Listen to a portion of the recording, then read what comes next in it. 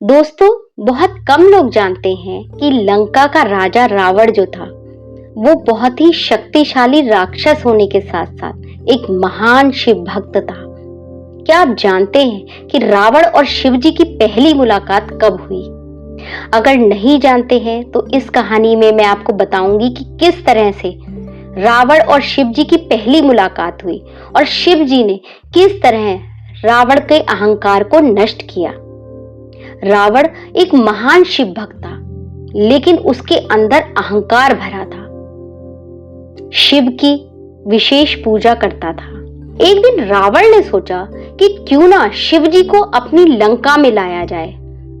अगर उसने ऐसा कर दिया कि लंका में शिव जी को ले आया तो उसका जो यश है वो पूरी दुनिया में फैल जाएगा, वो संपूर्ण संसार पर शासन करेगा। ये सोचकर उसने कैलाश के पास जाकर घोर तपस्या की, कई वर्षों तक तपस्या की और सिर्फ यही रटता रहा, ओम नमः शिवाय, ओम नमः शिवाय। उसने अपने 9 सिर काटकर शिव जी के चरणों में अर्पित कर दिए। जैसे ही वो 10वां सिर काटने वाला था, शिव जी प्रसन्न हो गए और रावण के पास आकर बोले, मैं तुम्हारी पूजा से प्रसन्न हूं, तुम्हें क्या वर चाहिए? रावण ने कहा, मैं आपको लंका ले जाना चाहता हूं। शिव जी ने कहा, मैं लंका तो नहीं जा सकता, परंतु ये तुम मेरा शिवलिंग ले जाओ, ये तुम अपनी लंका में स्थापित कर देना।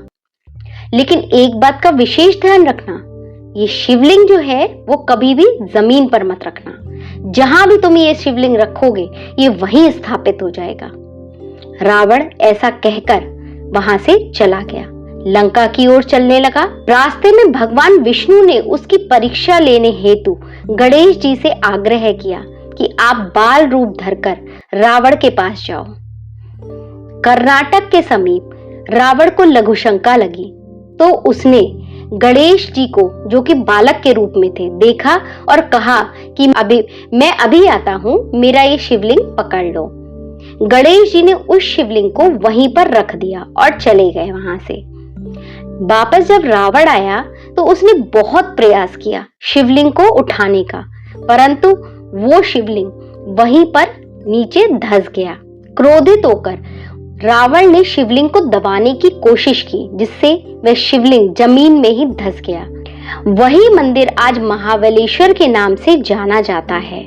इस घटना ने रावण को ये सिखाया कि भले ही वो शिव का अनन्य भक्त था, लेकिन उसके अंदर अहंकार और घमंड भरा हुआ था, जिस कारण वो शिव जी को लंका नहीं ले जा पाया। इस कहानी से हमें ये शिक्षा मिलती है कि भले ही हम शिव जी की कितनी भी पूजा करें, लेकिन अगर हमारे अंदर अहंकार और घमंड रहेगा तो हम शिव जी को कभी प्रसन्न नहीं कर पाएंगे।